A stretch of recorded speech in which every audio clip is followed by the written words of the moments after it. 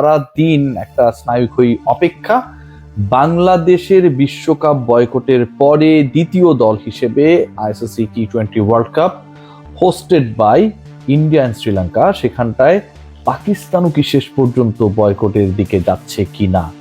এর থেকেও interesting discussion যেটা ছিল যে বাংলাদেশের রিপ্লেসমেন্ট করা হয়েছে, আপনারা সবাই জানেন, স্কটল্যান্ডকে, এবং পাকিস্তান না খেললে ভারতের প্রতিপক্ষ হয়ে যাবে উগান্ডা।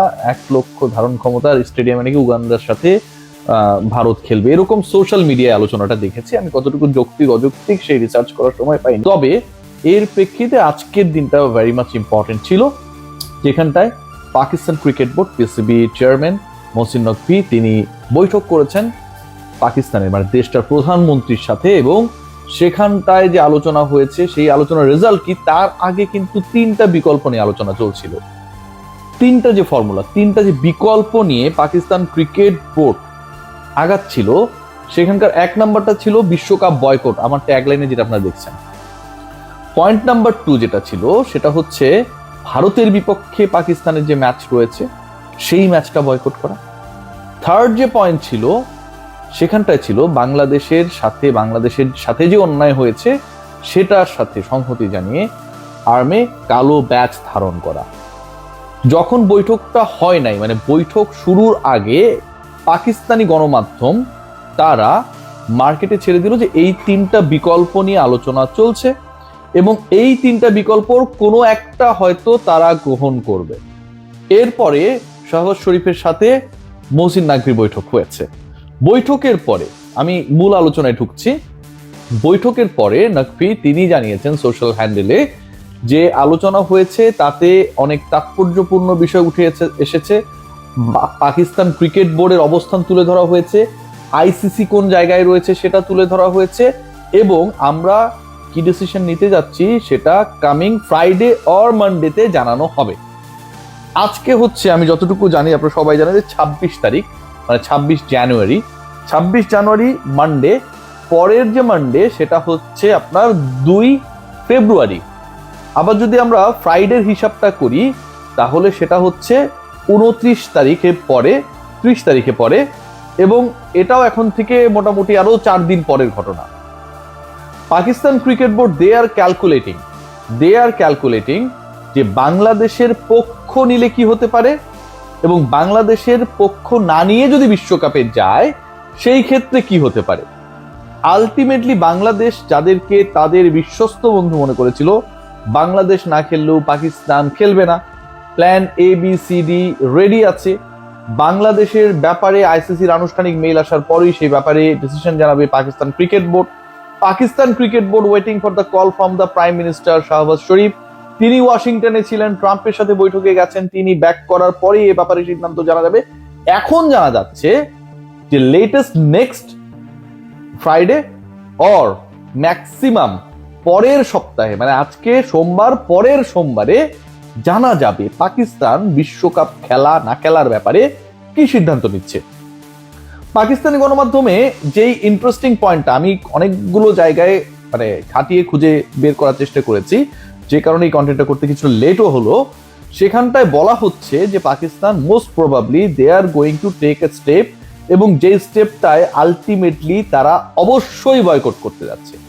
পাকিস্তান ক্রিকেট দল পিসিবি তারা বিশ্বকাপে ম্যাচ বয়কট করতে যাচ্ছে, এবং সেই ম্যাচ বয়কট মানে পুরো বিশ্বকাপ বয়কট না, তারা ভারতের এগেনস্টে তাদের গ্রুপ স্টেজের যে ম্যাচটা রয়েছে সেই ম্যাচ বয়কট করবে বলে এখন পর্যন্ত তারা অবস্থান গ্রহণ করেছে, এবং যেটাই তাদের সবচেয়ে শক্তিশালী অবস্থান বাংলাদেশের ফেভারে প্রতিবাদ স্বরূপ।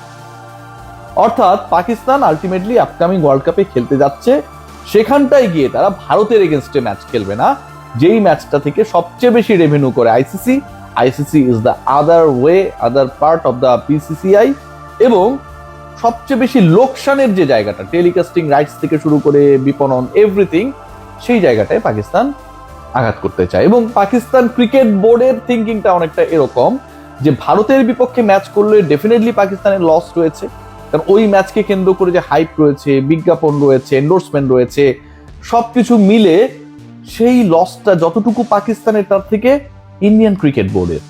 সো একদিক থেকে বিশ্বকাপেও তারা অংশগ্রহণ করবে, এখন পর্যন্ত তাদের যা স্ট্যান্স, যেটা এখন পর্যন্ত ক্লিয়ার করা হচ্ছে না, কামিং ফ্রাইডে অর মানডেতে এটা জানানো হবে।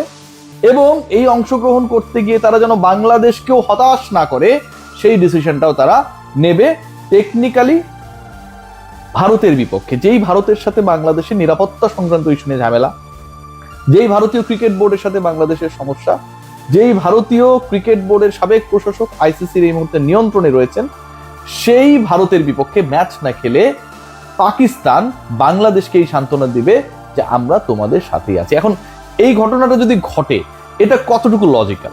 এটা কি বাংলাদেশের মানুষের, বাংলাদেশ ক্রিকেট বোর্ডের যে expectation so far from PCB, সেটা কি ফুলফিল করে? আমার কথায় তো কোনোভাবেই ফুলফিল করে না। মানে আপনি যখন এভাবে হবেন, তখন আপনি এখান থেকে পড়লেও একসাথে পড়বেন, উড়লেও একসাথে উড়বেন। কিন্তু ওই জায়গাটায় বাংলাদেশ পুরা কুইট করে ফেললো, তারা খেলবে না, তারা ডিসাইড করে ফেললো, এবং নেগোসিয়েশনের আগেই একদম প্রথম দিন বাংলাদেশ জানিয়ে দিল জানুয়ারি 4 তারিখে যে আমরা খেলবো না। সেই জায়গাটায় পাকিস্তান শেষ পর্যন্ত সময় নিচ্ছে যে তারা খেলবে কি খেলবে না, এবং সেটা ফেব্রুয়ারি পর্যন্ত তারা সময় নিচ্ছে, ফেব্রুয়ারির 2 তারিখ পর্যন্ত। তখন তারা জানিয়ে দিচ্ছে বা জানিয়ে দেবার প্রতিশ্রুতি দিচ্ছে যে বিশ্বকাপে পাকিস্তানের অবস্থানটা কি হবে। এই যে ডিলে, এই ডিলেতে বাংলাদেশের আলটিমেটলি কোনো লাভ নেই। কেন? প্রথমত ডিলে করার কারণে এমন না যে বাংলাদেশের ভাগ্য সুপ্রসন্ন হবে, বাংলাদেশের ব্যাপারে আইসিসি নতুন কোনো সিদ্ধান্ত গ্রহণ করবে, বাংলাদেশের খেলাগুলো শ্রীলঙ্কাতে যেন দেয়া যায়, যেই ডিসকাশনটা মোটামুটি প্রায় 2.5 সপ্তাহ ধরে চলেছিল, সেরকম কোনো ইতিবাচক খবর আসবে একদম না। আবার একই সাথে এটাও ভেরি ট্রু যে এই ডিলের কারণে একটা ব্যাপার ক্লিয়ার, যে পাকিস্তানের আসলে বিশ্বকাপ থেকে সরে আসছে তাও না। যে 3টা বিকল্পের কথা বলা হয়েছিল, সেই 3টা বিকল্প একটু আগে যেটা আমি বলছিলাম, 1 নাম্বার বিকল্প ছিল বিশ্বকাপ বয়কট করা। পাকিস্তানি গণমাধ্যম বলছে যে পাকিস্তান আসলে বিশ্বকাপ বয়কট করবে না। এটা আমার কথা না, নিউজ এজেন্সিগুলো যে নিউজটা করেছে according to the statement and the position of PCB. Number 2 যেটা আর্ম ব্যান পড়া। নাম্বার 3 ভারতীয় ক্রিকেট বোর্ডের সাথে যেহেতু পাকিস্তানের গ্যাঞ্জাম, সো ওই জায়গাটা থেকে পাকিস্তান ভারতের বিপক্ষে ম্যাচ না খেললে সবচেয়ে বেশি লস করবে আইসিসি, এবং আইসিসির নেতৃত্বে যেহেতু ইন্ডিয়া কন্ট্রোল করছে বা ইন্ডিয়া রয়েছে, সেই সুযোগটা নিতে চায় পিসিবি। এখন পর্যন্ত ডিসিশন মেক করতে না পারা, অথবা শাহবাজ শরীফের সাথে নাকভির বৈঠকের পরে মোটামুটি একটা সিগনিফিকেন্ট অ্যামাউন্ট অফ টাইম হাতে রাখা, মানে প্রায় 96 ঘন্টা থেকে শুরু করে প্রায় 150 ঘন্টার কাছাকাছি যে সময়টা হাতে রাখা হয়েছে, সেই সময়টা ইন্ডিকেট করে, এই টু মাচ টাইম নেয়া ইন্ডিকেট করে একটাই জিনিস, সেটা হচ্ছে Pakistan is not going to boycott the upcoming world cup very easily. তারা একটা সম্ভাব্য বিকল্প খুঁজছে, যেটা দিয়ে তারা প্রতিবাদও জানাবে, বাংলাদেশকেও খুশি রাখবে, ভারতীয় ক্রিকেট বোর্ড এবং আইসিসিকেও তারা কিছুটা বেকায়দায় ফেলবে। সবাই ভালো থাকবেন।